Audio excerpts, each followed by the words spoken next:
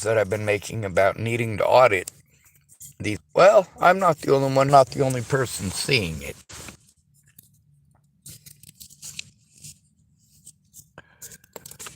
One of my harassers, the ones throwing the pumpkins at my vehicle, were doing so out of a white Chevy pickup truck, crew cab.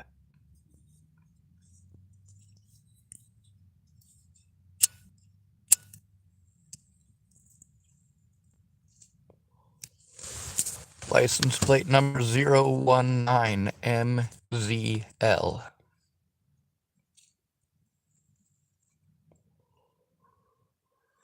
They've been harassing me over Wellnez for a while, but they started the harassment before I even knew who Wellnez was. This is that group of youngins from Tillamook Goods parking lot. What are the chances that they're in-town kids? Not farmers with government subsidy money.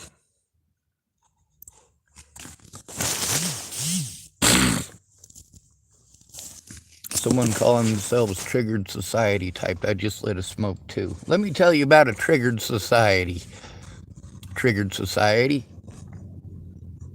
We got a society that's so bass fucking backwards. Your insurance won't cover a child who gets goddamn cancer. Nobody gives two holy fucking shits. Nobody's gonna pay for that. Nobody gives two fucks about any of it. Say you're a professor at University of Boulder at CU. Your son gets cancer. Your medical insurance will not cover it. Even though you've been working there for the better part of a decade. Meanwhile, a janitor gets a job there. Same place. Works there for 6 months. Gets a sex change. Yeah, that's covered by their goddamn insurance. I'm not against people getting sex changes, but it's not a life-saving operation. It's not something that the American people should have to pick up the tab on. If your son gets cancer, you goddamn right, I'm all right with you taking even $1 from every single American. That's $350 million a year. If you just take $1 from every American,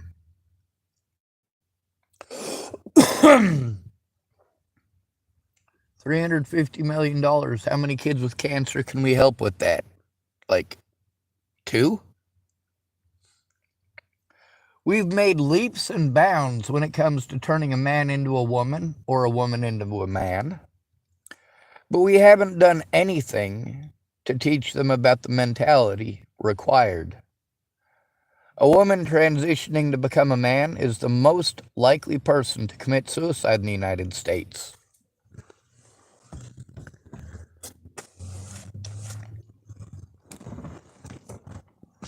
It's because you don't realize how pampered you are until you're not. Triggered Society typed, I'm confused. It is black kids yelling at you. Or is it black kids yelling at me? No, it's not black kids. It's a bunch of white kids. A bunch of racist white kids. It's a lot like living in Chapel, Nebraska. I grew up in the system with a bunch of minorities. White people don't work right in the head, for the most part. One-on-one, they're capable. But good luck getting one of them one-on-one. So I moved to Chapel, Nebraska when I was 15. Didn't know a goddamn thing about white society. And of course, everybody in Chapel, Nebraska want to use the N-word. They want to blame everything on blacks and Mexicans. And there's no blacks or Mexicans in Chapel, Nebraska. What the hell's wrong with these people? Now, because I didn't go along with their hateful rhetoric and didn't just assume that every black and Mexican was out there to steal my job, I did not fit in. They called me N-word lover there. Here, they dropped the word lover off the end. Just the N-word. That includes the people in that vehicle. White Chevy pickup, quad cab, lifted. License plate number 019MZL. Triggered society type. Might get a doctor for crying out loud. I can't even see a doctor myself as well. You're right. You must be broke. You must be one of the 60% of Americans now living under the poverty line. By the way, the average wage for a man went from $48,000 a year right before COVID to just over $37,000 a year. So we're talking about, well, men in the dating pool have to American princess for breast in, have their voice out Andrew Olnez. The cop useless as tits on a goddamn boar. We all know it. It's gotten to the point where the only people that want to be cops are criminals.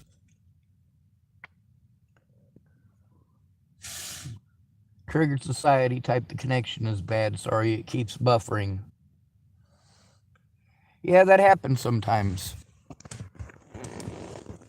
That's only one of the many difficulties that I have in connecting with people and letting them know what's going on. Buffering. And then, of course, we've got Andrew Wolnaz, who just won't knock his shit off. As soon as he finds out I'm recording, I get to deal with this over and over and over again. Now that'll fucking trigger you.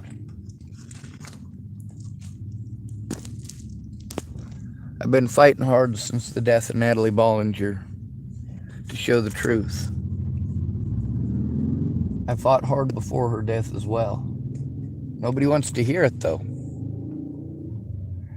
They want to pump me full of their assumptions and run with it. Like, excuse me, you weren't there and you're not the victim. I was there and I am the victim. So maybe we should listen to me and look at the actual evidence that I have of the situations, rather than making your judgment calls based on people who were not there and do not care. Why don't they care? Well, they actually do. People who get on here and troll me, they don't want people to listen to me. They don't want people to believe me. That's because if people do believe me, these son of a bitches could end up in jail or potentially even prison. And who wants that?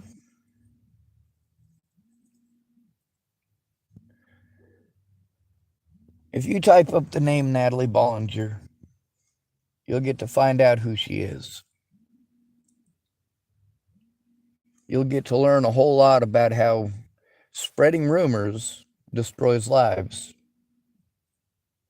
and about how preventing a victim of violent crime from turning it in,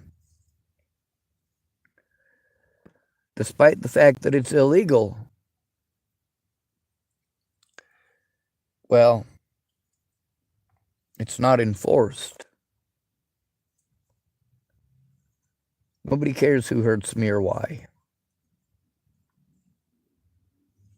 If you look up A&E, Murder in the 21st, their pilot episode is about Natalie Bollinger. I haven't gotten to see it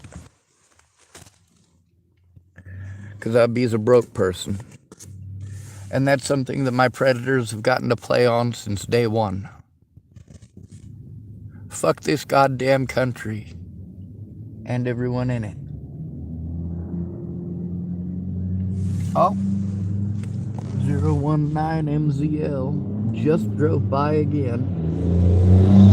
Not honking this time. Of course, it's during the day. That's the vehicle with the train whistle that keeps driving by and honking at me, being a bully. I also got to see Kyron Rhodes earlier. He's another one of them folks. Knows who those bullies are.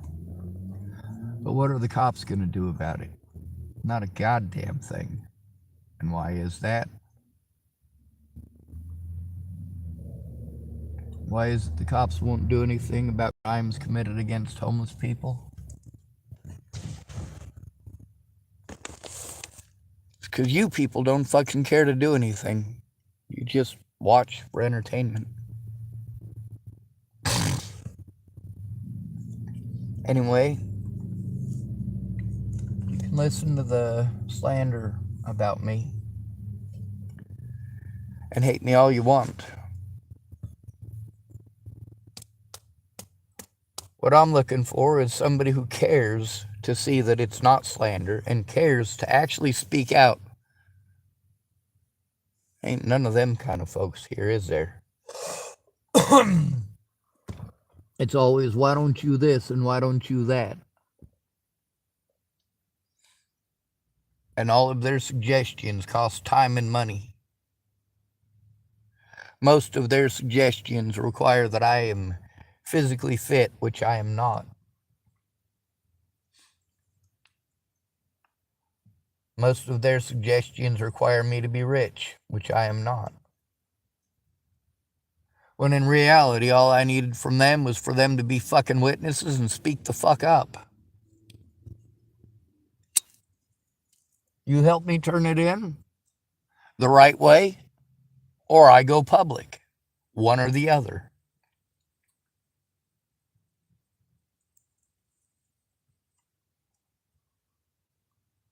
The longer you bullshit me and procrastinate, the more likely it is that you're going to end up on my YouTube channel.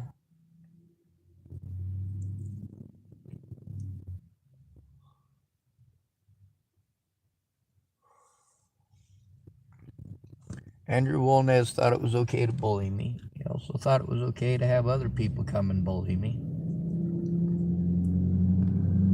Yeah, that hasn't stopped me. That has not stopped me from speaking out yet.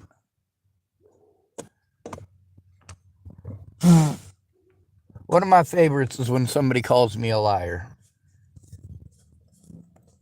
Because then I get to post up evidence of the truth. But who looks at it? Who actually cares enough to actually look at actual evidence and help to turn it in? Instead of saying, I don't know how, who does it go to? Well, for starters, it needs to go to a lot of different agencies because of the number of people involved, the number of jurisdictions involved.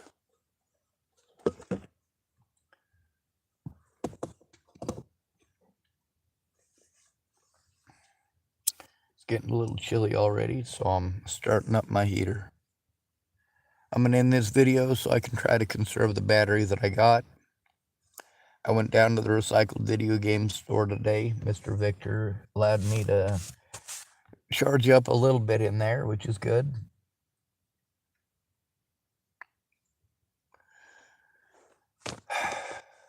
We're all human beings. And until women realize that men are human beings and start treating us accordingly, well, we got some major issues going on. Until we can get black people to recognize that white people are people too, we got an uphill fucking battle.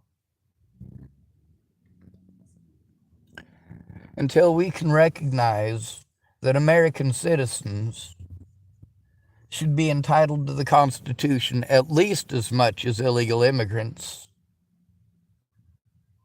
we don't have much of a leg to stand on.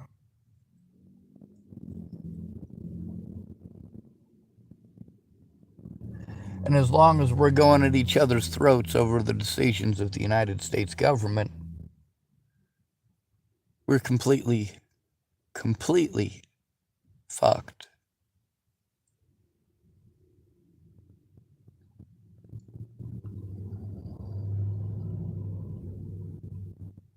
What happens if Texas tries to leave the United States of America?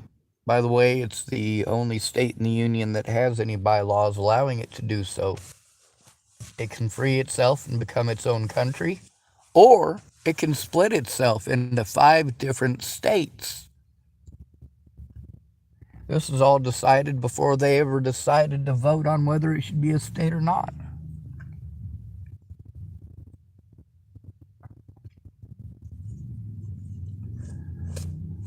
I'm not against illegal immigrants or legal immigrants. What I'm against is denying Americans their rights as human beings. Not just as Americans, but as human beings.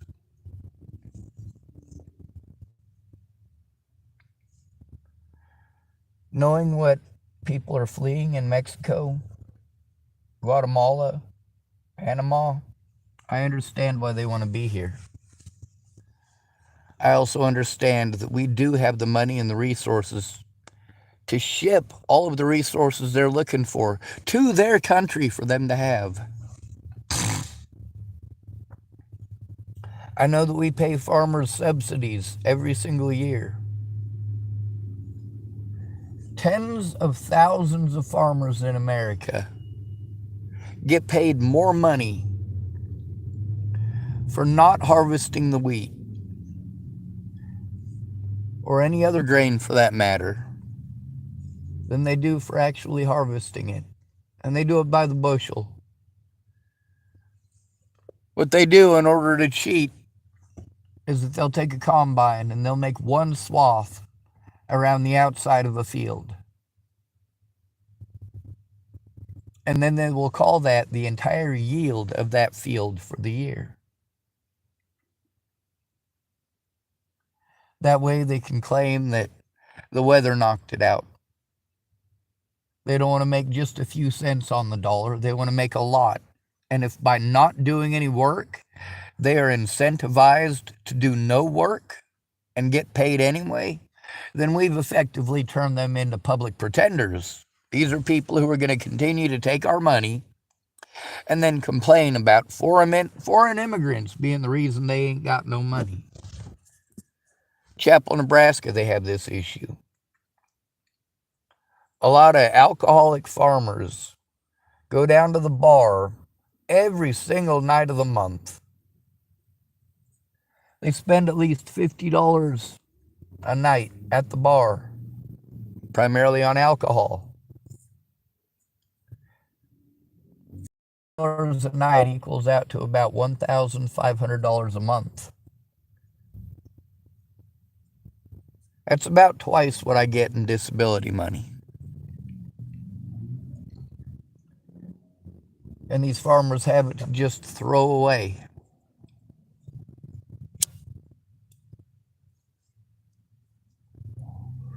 Must be nice getting a government paycheck, right?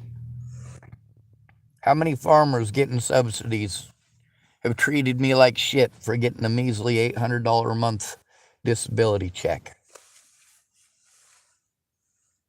How many of them in this town alone have sneered down their noses at me? Treated me like I'm less of a human being. Oh, Holly's typing. She typed short video. Absolutely agree with what you said about illegal immigrants. I'll refrain from saying how I really feel because I will probably get kicked off YouTube. Even on nice neighborhoods because of the open borders. Weird comparison. Well,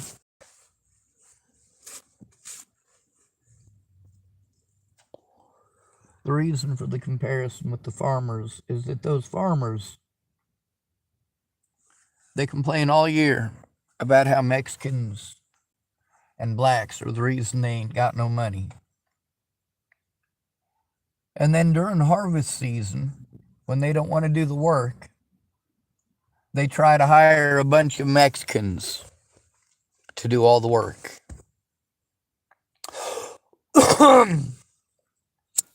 They're called Harveys, short for harvesters.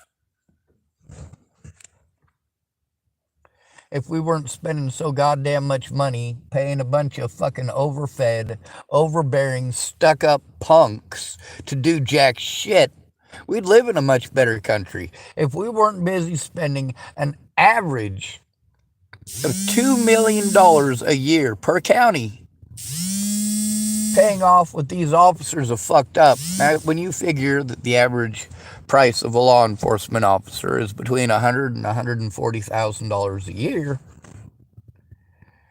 It really puts you in perspective when you realize how many officers could have been hired with that $2 million.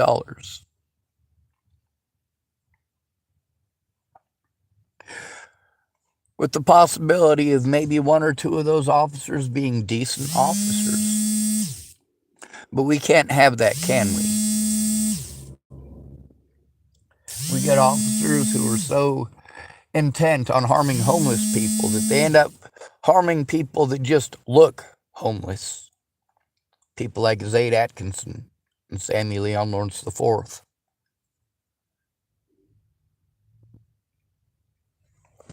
Meanwhile, is it Mexicans and black people being the reason that we can't afford to rent a place, let alone buy a place? No, it's not. It's a bunch of greedy bastards at the top, and it filters all the way through to the bottom. These people give themselves special rights, special amnesty, special exceptions. Holly typed, we can't even afford our own people. No way. Cool Duder 123 typed hi. Holly typed, they don't make triple digits. Are you sure about that? In a place like Tillamook, Oregon, it's relaxed and laid back by comparison with a lot of other places right now.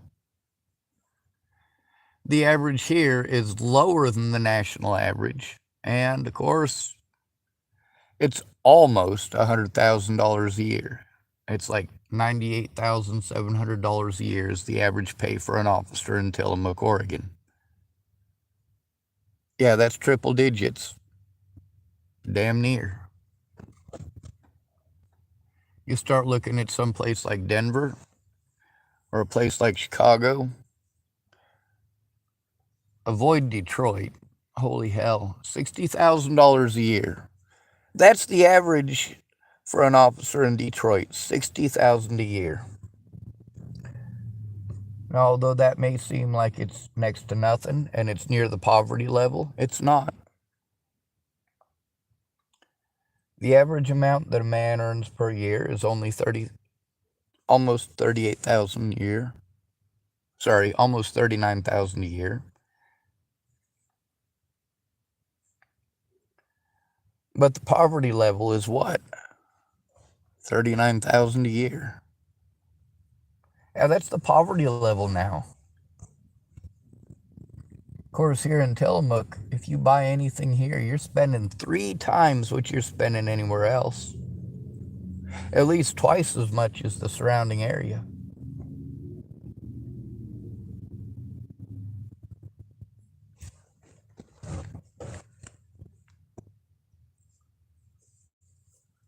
All right, let's see. We got somebody calling himself Cooler Dude just being a troll. Ronin Jack typed, love the dairy. Ronin means masterless warrior in Japanese. It also could mean college student, just so you know. Holly typed, pretty sure. BRB, I'll check for the everyday cop. Detectives will be triple digits. Yes. Detectives are included in that, though, by the way. That's part of the average. Cool Duder 123 type, please sing Gummy Bear. No. Ronan Jack typed 150K makes you the top 10% of earners in America. 500K makes you the top 1%. Exactly. Most people aren't going to make that much. Just like although 90% of women in multiple polls say that they would prefer a man who is 6'4" or taller. 90% of them. Only 14% of men are above 6 foot.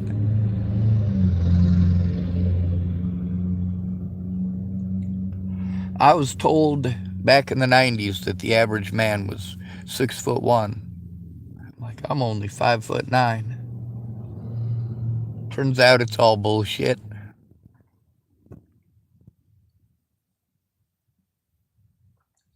Holly typed 51,304 Tillamook officers. Very good. Now, the officer who left here, the lady officer who was being sexually harassed by her coworkers, how many years had she worked here? Like 17 years. She was making 98K. When we've got rookies like who? And by the way, that's not the average pay. That's the beginner's pay. That's your very first year. And by the way, it's still over 5 times what I make in a year.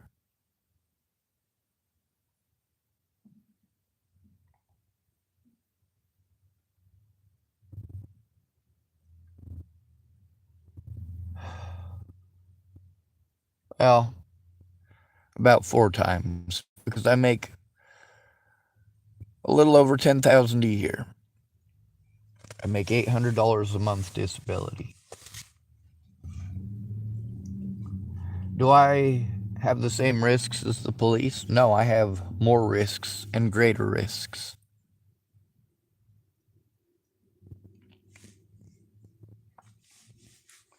What's the average pay for a Tillamook officer? Right now we got, 3 damn near rookies?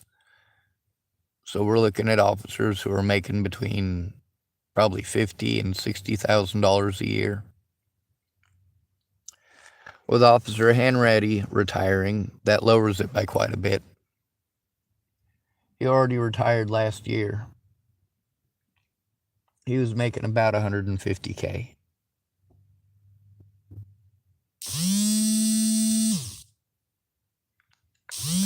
We've also got Ray Rao, and he was getting paid a shit ton of money too.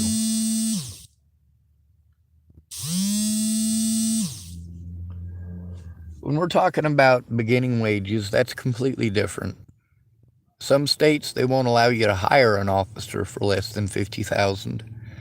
Some states, like I believe Hawaii or something, you have to pay him $40,000 a year at least as a rookie. It's one of the lowest paid states as an officer. I could be wrong about that. It's been a while. Some of my information could be very old. Ronan Jack typed, I get $1,730-ish a month with 70% disability.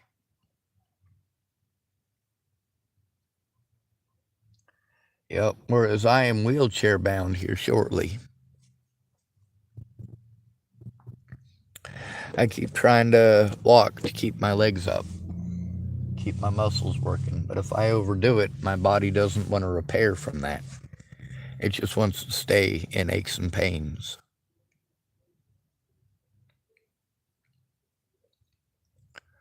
Holly typed, did you A into it, Ronan? Ronan Jack typed, military. Now that's a subject right there that's real sore on me. A lot of people that I know that were in the military, well, not so much the ones on the streets, but many of the ones that live in houses are of the belief that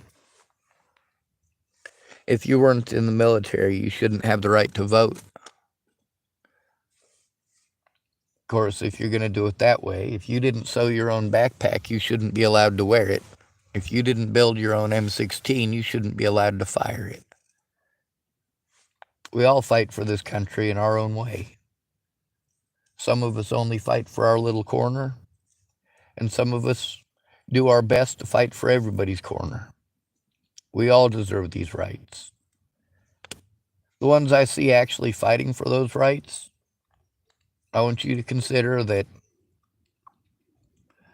1 in 8 homeless people was in the military, and 1 in 10 of them is a combat veteran. You know what combat veteran is?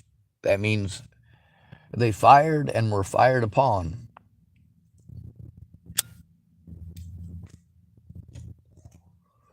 We lose just as many brothers and sisters out here on the streets, though.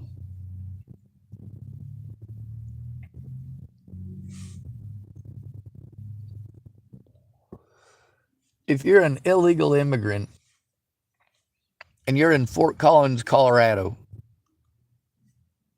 there's a good possibility that you work at the meatpacking plant because they try to hire exclusively illegal immigrants. Then they short them on their check, and then after 3 months, they call INS on themselves. INS clears everybody out. The business makes a bunch of money off of not paying wages, and they can roll in a bunch of new illegal immigrants almost immediately.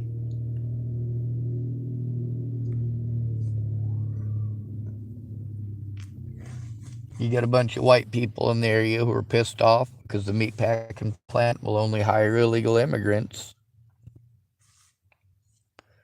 Well, look at how the government helps them. The government are the ones screwing those people over. Who should actually own the meatpacking plant there in Fort Collins, Colorado? Mexico. Mexico should own that plant. I don't mean Mexicans. I mean Mexico itself. Because it's their people working it. And after they've worked it, they get sent back home with nothing to show for it. And now they're criminals. I'm not against illegal immigrants. I'm against Americans not having the same rights as illegal immigrants.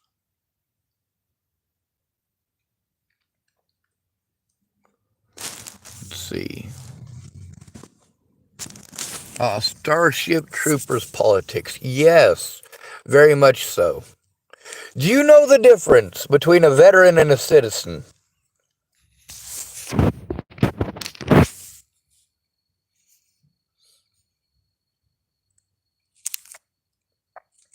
Holly type, thank you for your service, Ronan.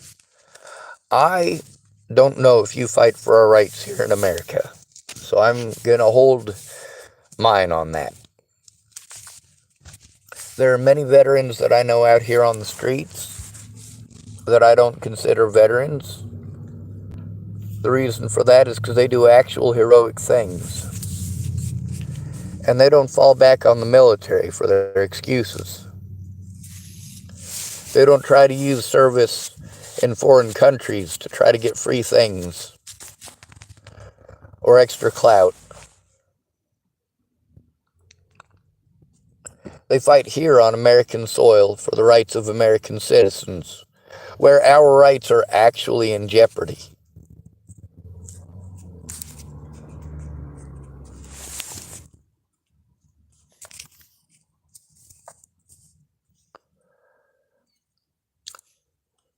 McRaven typed, the VA sucks even in Canada, brother. It's a shame, but it's a reality. And it actually is. By the way, those of you Canadians, 71% of my viewers are Americans, 11% are British, and the third one up is Canada with less than 1%. But thank you for coming. There's still more of you than the Aussies right now. Let's see. Holly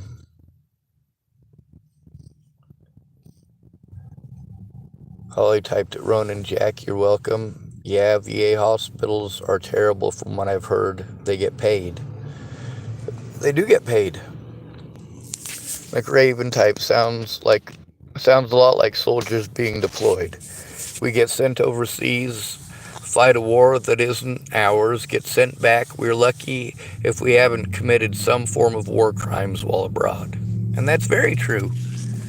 I was watching a video about one of the sieges there in Iraq. And what I was noticing about it is that the soldiers, the first thing that you see in the video, this guy's got a M249 squad automatic weapon. And he's pointing it at a bunch of mud brick buildings. You see a child run across the road into a house. You hear somebody yell sniper. And then they just start shooting into the houses. The side of the mud houses. Like, everybody is doing this. They know that there's civilians there. They just saw a child run across the road. But sniper's a scary fucking thing. You basically just spray and pray at that point.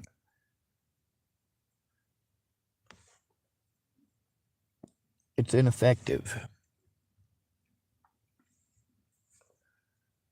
Now, there's a lot of people that are told to pull the trigger and told to drop the bomb when they probably shouldn't, but they don't necessarily have all the information. There's also the fact that sometimes you really should. If you've ever had to deal with an active shooter of any sort, that's the moment in time where you're thinking to yourself, God damn, I wish I had a gun. But if you're in combat, you've got a gun. It's there and handy. You don't have to go home and pull your ammo out of one safe and your gun out of another. The laws here in the United States have gotten completely fucked as far as the Second Amendment goes, to the point where we don't have a Second Amendment.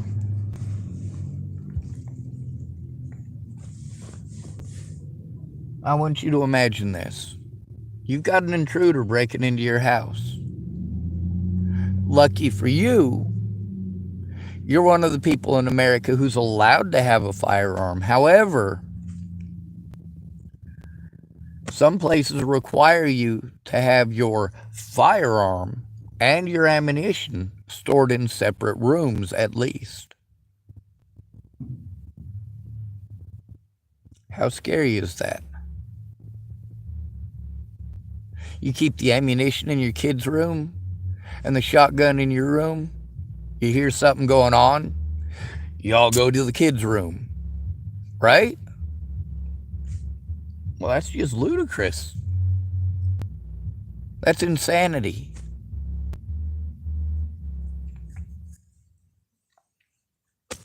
It's not foreign peoples coming here and destroying our country. It's people right here in this country destroying our country.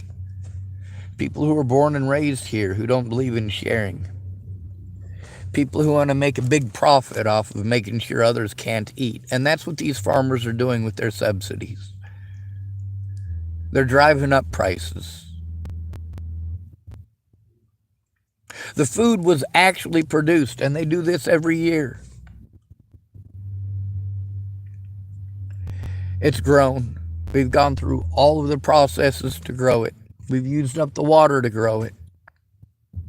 We've used up the gasoline and the anhydrous ammonia to try to put nitrates back into the soil.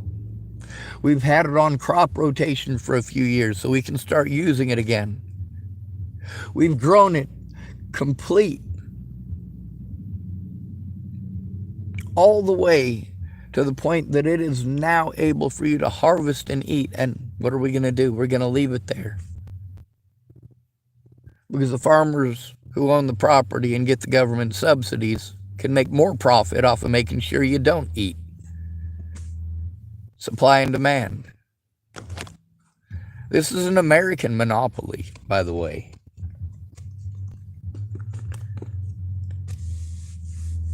It's one of the only monopolies that was allowed by the Franklin Delano Roosevelt conventions. Of course, by the end of World War II, FDR had already changed his mind on pretty much everything as far as trust busting and anti-monopolization went. Every inch of progress that he made, he took Americans a mile backwards.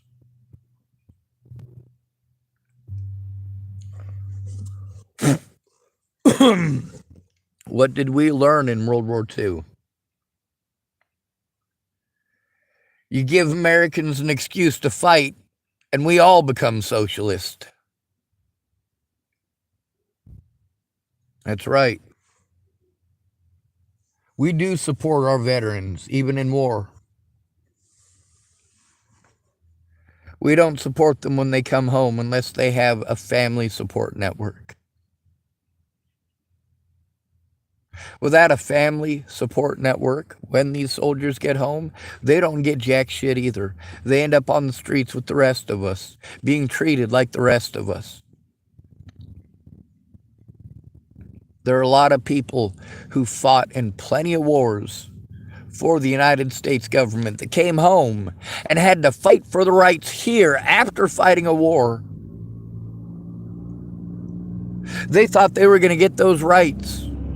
They thought as soon as they turned 18, they had those rights because they were Americans and they didn't understand the way that America works. They knew mommy and daddy's rules, under mommy and daddy's roof, with mommy and daddy's protection. They joined the military. They came back and realized, oh, wow, after killing people for mommy and daddy's house, I just realized I'm not in mommy and daddy's house anymore. We're not in Kansas anymore, Toto. And the rights that they had thought they were fighting for in some foreign country don't even exist here. And hell, if you'd have known that when you turned 18, instead of after they tried to re-enlist you at 24, you could have saved yourself a lot of heartache, a lot of turmoil.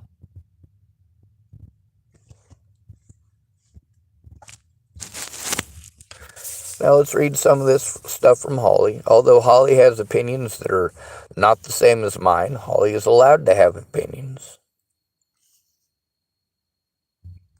Holly typed, I'm against the open borders causing nice neighborhoods to be overcome by daytime robberies, etc. Home invasions, ruthless. That's right, and it's happening right here in the United States, too. At the hands of United States citizens, not just foreign immigrants. Now, I got to see what happened in places like Fort Collins and Fort Morgan. How some gangs came in and taught immigrants how to be gang members, how to get away with those crimes.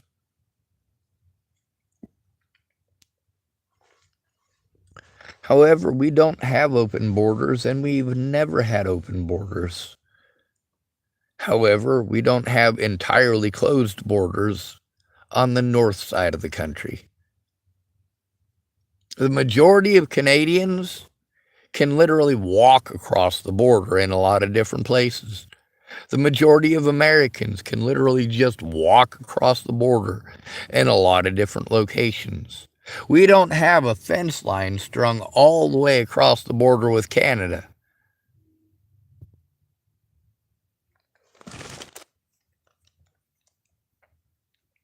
Do Canadians come here and commit crimes? Yes, but not all of them.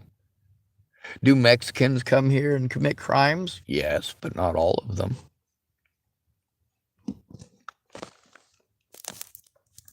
Holly typed, I personally know and am very good friends with a woman from Guatemala, and she's here the legal way. She said the illegal immigrants are the cause. And Holly agrees with her, apparently. Absolutely not. Supply and demand.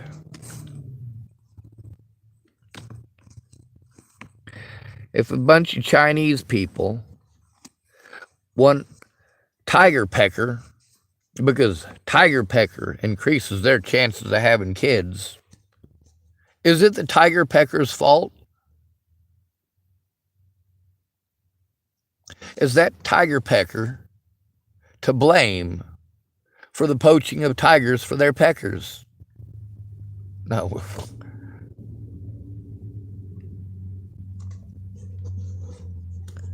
There are no consequences for these American companies that are exploiting both the American people as well as foreign immigrants by doing this. You're shortchanging Americans those jobs. You're also shortchanging those immigrants those jobs. The only people who profit are the United States government and the shareholders. It happens. Are there consequences for the business or the shareholders? No, it's consequences for the illegal immigrants, and even sometimes the legal ones. Meanwhile, small piece of history you might not know, 1956, Western Nebraska, just like in most states of the Union, a bunch of buses, military buses that were traveling around the country, taking soldiers all over the country during a war. Well, after that war, these buses in the 1950s were used to pick up anybody who was brown and deport them to Mexico, even if they were Native Americans. Meanwhile, the majority of the land that we're sitting on, including where I'm at in Oregon right now at this very moment, this is all Mexican territory, full of Mexicans when America took it over.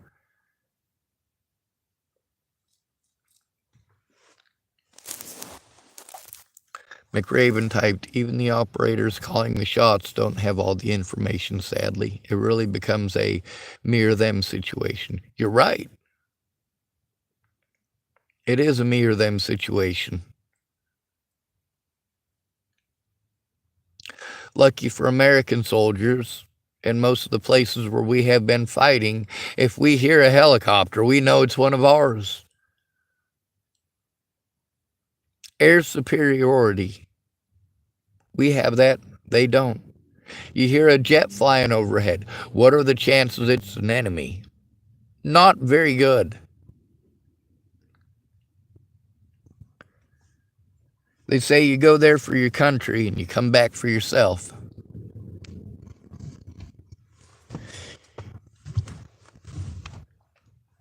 They drop you off to do a mission and you got to find your own way home, you know? A lot of guys I've spoken with have said things like, you get over there and you think you're going to fight for your country or you're going to fight for your paycheck or whatever it is you think you're fighting for. And then the bullets start flying.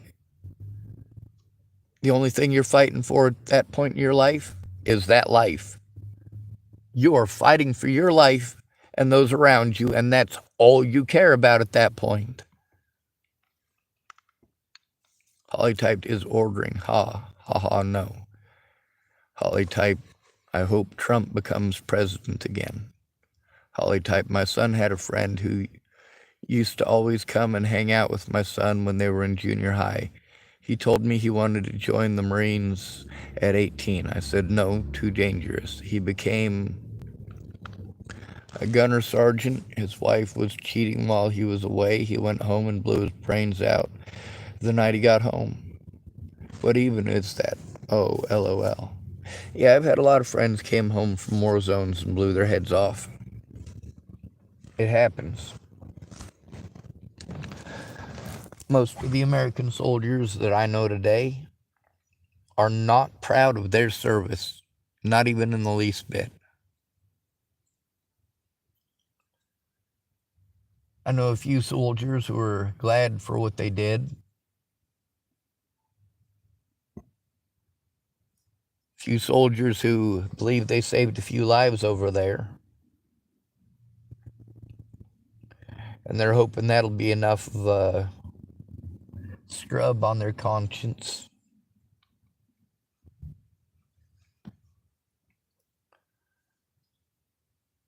I'm going to end this video so I don't waste it. I do want to make sure I keep some of the battery down to 31%, and I'll need it in case of emergencies. Someone calling themselves Lindsey Burnham, type hi. I had a friend of mine killed himself in Washington State. He came home on leave. He was living with his mom when he enlisted. When he came home, he didn't have his own place. He lived with his mom when he enlisted, and whenever he came home, he just came home to visit his mom. So one day he comes home from home leave. He calls me up to tell me he really needs to talk to me. His parents are real ultra Christian, right? So he calls me up to tell me he needs to talk to me, and I let him know I'd have to talk to him later. I was too busy. He blew his head off that night. His parents refused to take his flag. Why did they refuse to take his flag? Because their son would not commit suicide. That's the way they saw it. To this day, I have no idea why he committed suicide.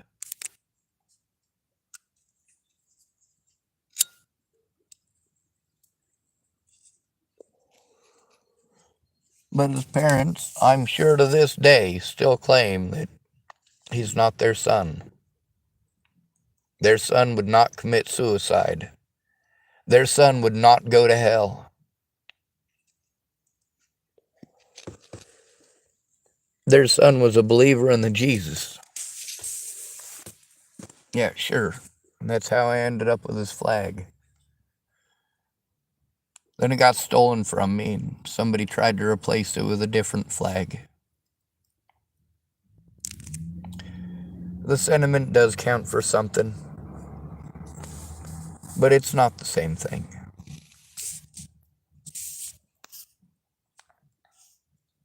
McRaven typed, yeah, happened to a few guys I know as well, depending on the unit and location of deployment, mission, etc. But some people do good, genuinely. And that's true. Owen Johnson joined the Air Force. He wanted to be a fighter pilot, but his eyesight wasn't good enough. Later on, they had surgery to make his eyesight good enough, but he liked flying the C-130 enough that he just stayed in. Zach Metcalf and William Simmons both joined the Marine Corps together. Zach Metcalf did extremely well. But when his time was over, he couldn't wait to get out. What happened to William Simmons? Fucked if I know. He's always been a bastard. McRaven type, thank for your service, brother, and this stream. Well, I didn't serve the military. I didn't serve in the military. All the combat that I've seen has been on American soil. All the bodies I've seen have been on American soil. All the brothers and sisters I've lost have been on American soil. Well, that part's not true.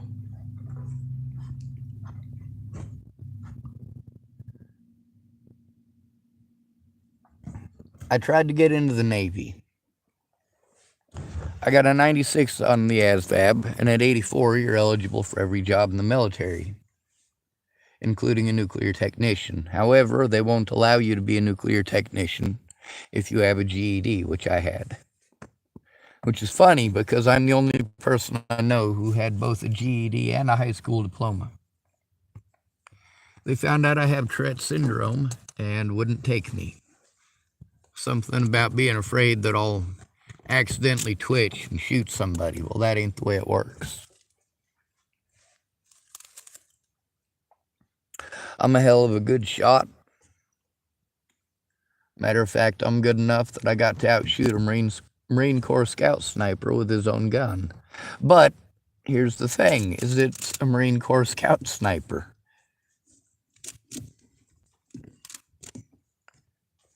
He'd never fired his gun open-sighted. When I was shooting against him, I'd never fired one with a scope on it. If he had 5 minutes, just 5 minutes before getting started, he would have outshot me.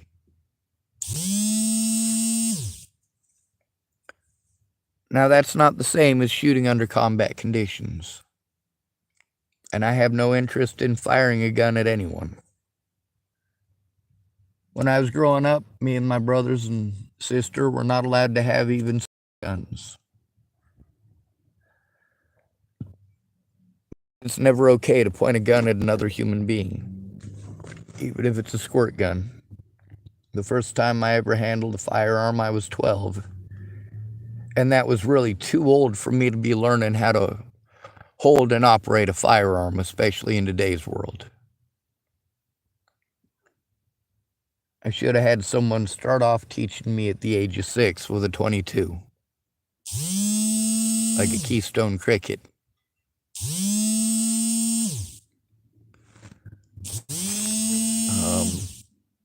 Holly type, get a solar charging device or something. I have one.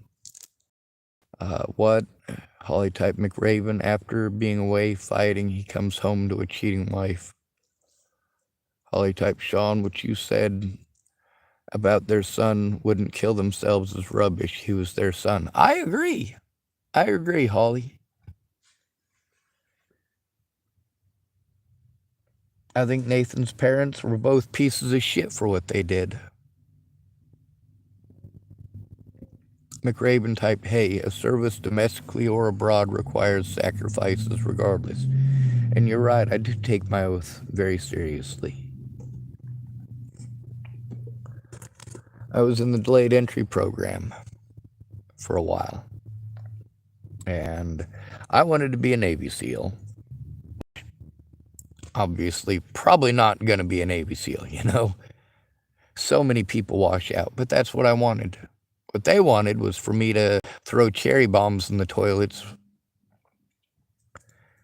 An explosives engineer, but on board a naval ship, your explosives engineer, most of the time, is a fucking janitor. That's what he does. So they brought in a lady and a gentleman both, that taught me a little bit about that. They wanted me to be prepared, but alas, the military did not want me, and that's probably a good thing. If I had joined the military, I would have not ended up in the homeless situation that I was in, and I wouldn't realize what a crock of shit it all is. Much like my friends who came home, stuck one in their face, and pulled the goddamn trigger. Holly type, that's good. McRaven type, that's fair. In a way, I fully agree. Holly type squirt guns are fine. Yeah, well, it depends on what you're teaching them. If you teach your children that a gun is a toy, they'll treat it like a toy, they'll act as if it's a toy, and then you end up with dead kids. Even if you are 100% against owning a firearm yourself, we cannot close Pandora's box. And as a result, I believe it is the responsibility of at least every American to learn how to operate a firearm safely. It's better to know it and not need it than need it and not know it. Now, there's a movie called They Were Soldiers, based off of a book, based off of a man's experience in the Vietnam War. Now, what's important about that? Well, when people ask me why I don't carry a gun, especially with all the violence that I have to endure, I explain to them that if there's ever an occasion where I actually need a gun, one will be provided to me. Here in Tillamook, especially in the first 3 months I was here, a lot of people offered to give me firearms. Just straight up give them to me. Many of them gave me the option back if I ever changed my mind. And that is significant. Despite this, I still don't carry. I still refuse to have one. I'm not even sure if I'm legally allowed to have one, but I don't care. If somebody ends up shooting at me, what am I going to do? I'm going to get shot, plain and simple. I don't have a locker to lock a firearm up in. I don't have a separate locker under key that I can put my ammunition in. I don't have a legal address to even register the goddamn thing.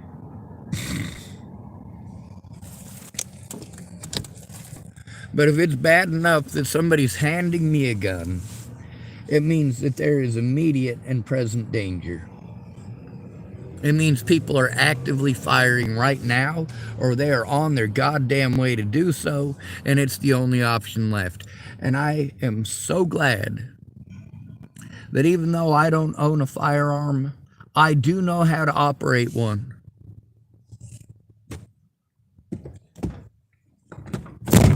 Matter of fact, I'm proficient in 3 of them. You'd be surprised at my score with a Beretta 9mm. Let's see. Raven typed, alright, I have to head out as well. I was going infantry, was be much better in logistics, so I dodged the hardest part of the war in 2011. Anyway, much love to you and bless you, brother. Wish. Well, be safe. Nothing but the best. Same with you, McRaven. Holly typed, absolutely. You should have to know how to use one. Absolutely.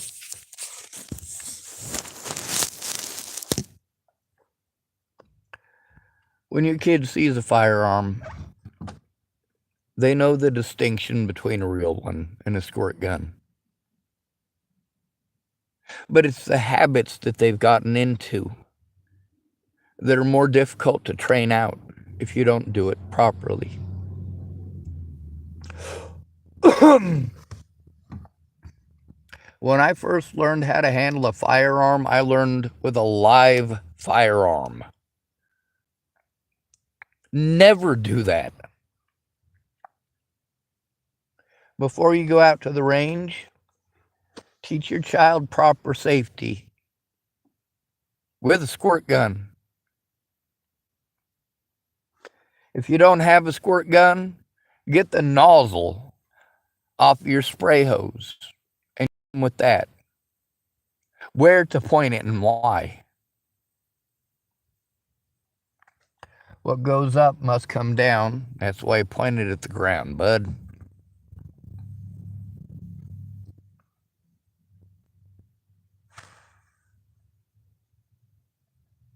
Obviously, you're not going to be able to do a brass test on a squirt gun, but you can make sure that they vocalize that portion of it. As long as they're vocalizing it, they are learning it. They are understanding it and respecting it. You just got to get them into the habit of checking for brass when you change them over to real firearms. And I'm not saying go out shooting every day, every month, or even every year. But everyone should understand how to safely operate a firearm, because if they need it, I'd rather have somebody who's able to fire back at someone who's shooting at them than somebody who is a detriment to themselves and others around them. Imagine if we dropped soldiers off in Afghanistan where a whole bunch of people know how to use their AK-47s, but our American troops didn't know how to use an M16. We just handed them one and said, all right, go take care of business. It is folly to lead untrained people to war. Holly type, did you get a huge kickback? No, I didn't. I don't think anybody really got a huge kickback, especially after the most recent stuff. If you're talking about the gentleman who was serving in the military, chances are probably pretty good he didn't get his either. I was supposed to get a $6,000 sign-on bonus, but when they decided they were going to change me over to explosives engineering, they didn't bother to tell me that you don't get a sign-on bonus for that. It's one of them jobs in the Navy that becomes a real big joke because there are so many explosives engineers and so little need for them. Holly typed, a boy was telling his mom he needed mental health. His mom took him to the gun range, and guess what? No from the gun. I guess I didn't get it. I read it, I just didn't get it. I apologize. Anyway, I got to end this video so I don't waste all the ability to record, because potentially later on I'm going to need to. Now that Chevy quad cab, white pickup truck, well, the license plate is part of the title of this video, I believe. Holly typed, 1T case of its kind where parents get charged LO2.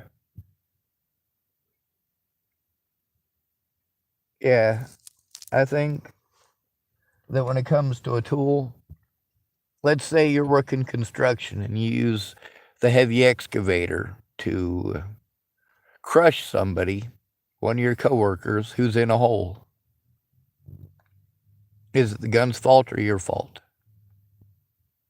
Is it the excavator's fault or your fault? You run down your neighbor with your vehicle. Is it the vehicle's fault or your fault?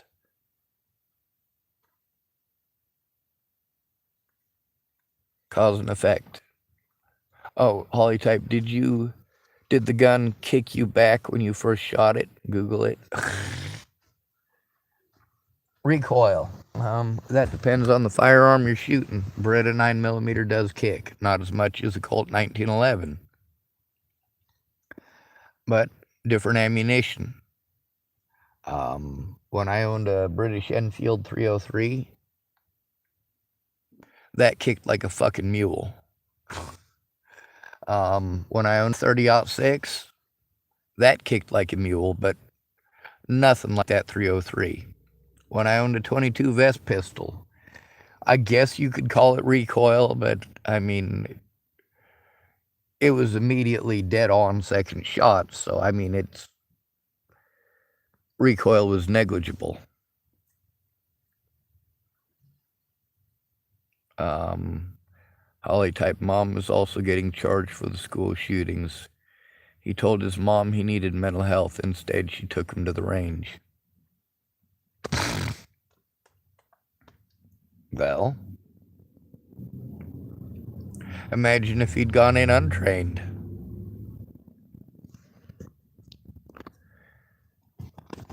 Here in America, we make everything that teaches you to be independent illegal. And what is that force? Dependency upon the government. And that's never a good position to be in.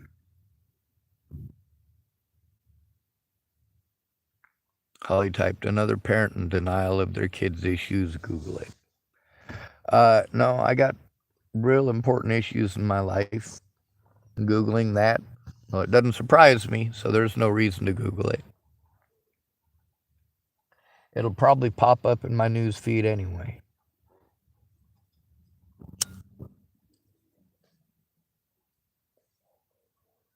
Yes, your kids should know how to shoot. Your adults should know how to shoot. Yes, your son should know how to cook. It's a survival skill. Your daughter should know how to cook too, especially if she's going to complain about men expecting her to cook. You don't even know how to cook for yourself. Changing a tire. Well, it's not really an actual survival skill, but it could be. And I feel wholeheartedly that it should be required before you're allowed to get a driver's license. If you can't change a tire, barring disabilities, of course, and no, being a woman is not a disability. If you've got a disability that prevents you from being able to change a tire, that's different. Let's say you're allergic to rubber. You're able to drive, you just can't touch anything that's rubber. All right, wear gloves. So you don't have any hands, but they got something special you can put on your dashboard or on your steering wheel so that you can drive with stubs. Does that mean that they're going to make something that you can do that with your tire with just stubs? But for the most part, yeah, being a woman does not prevent you from being able to change a tire. Being a man doesn't prevent you from being able to change a tire. And if you're just going to stand on the side of the road until someone stops to fix your shit, well, I hope you wait a long time, because that is a survival skill. If you're just going to stand there and wait for somebody to cook your dinner, I hope you starve.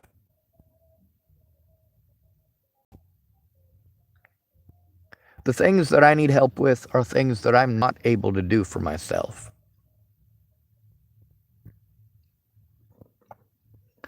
I recognize it, and I have to recognize it. Before you can fix the problem, you have to diagnose it. Holly typed, has happened currently. She denied his plea for mental health. You're completely missing my point. No, I'm not. Holly typed, there is AAA. Sean, can you change a tire right now? What if the woman has AAA? Ah, yes, depending on AAA. That's not wiping your own ass. That's being dependent on others. You're a strong, independent woman, aren't you? No, Holly, I'm not going to put you into the strong, independent woman category. You can call AAA if you want to. Of course, if you're 2.5 hours from just about anywhere in Arizona, it might be a smart idea to change the tire before you, well, in that 2.5 hours, end up, well, barbecued in your own vehicle. Gets real hot. Yes, you can depend on AAA. And yes, instead of sewing a pocket, you can go buy a Louis Vuitton bag. Oh, yes, we are well aware of the privileges. But what of the rights? What of reasonable expectations?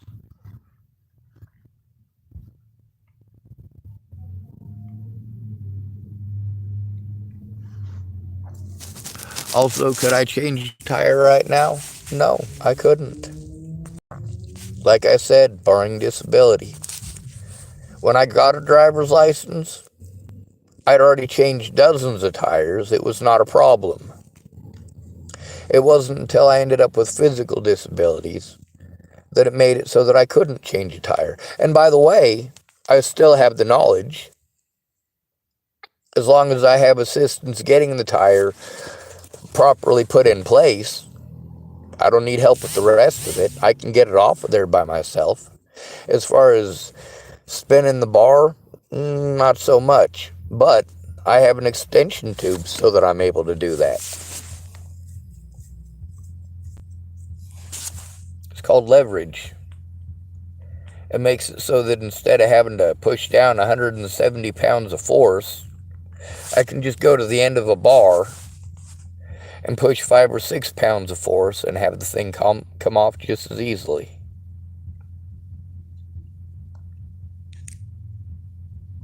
Holly typed, yes, I don't need to know how. I'm sure I can figure it out. If I'm ever in your area, I know who to ask. If you're ever in my area, I'll talk you through it.